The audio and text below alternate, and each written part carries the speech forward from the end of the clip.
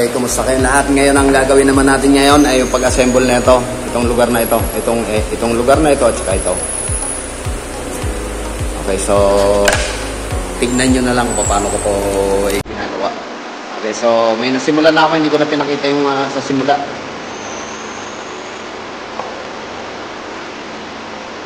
So ito yun.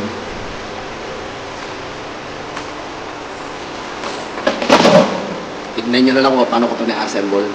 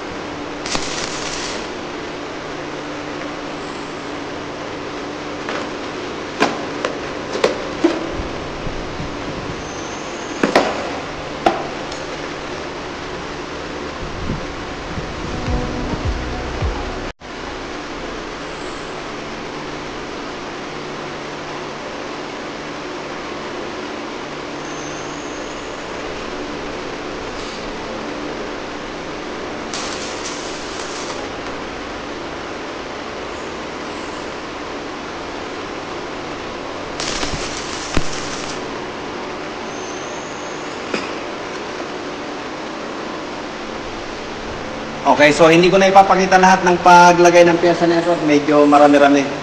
Okay, so for the meantime, hanggang dito na lamang muna uli. Kasi medyo matagal ito kung ipapakita ko pa lahat ng pagpalibot sa paglalagay ng mga ganitong design. Okay, so pare-parehas lang naman ang ginagawa ko. Okay, so hindi ko na ipapaabot o ipakita lahat kung paano ko ito palibutan ng ganitong paglalagay ng design. For the meantime, maraming salamat sa pagsama at sana samahan niyo pa ako. By the way, ganito pala ginawa ko dyan, ipapaliwanan ko na lang. Naglagay muna ako ng 4 na temporary square bar. Ito. Bali 4 ito. Para may forma. Then, saka ko nilagay yung design.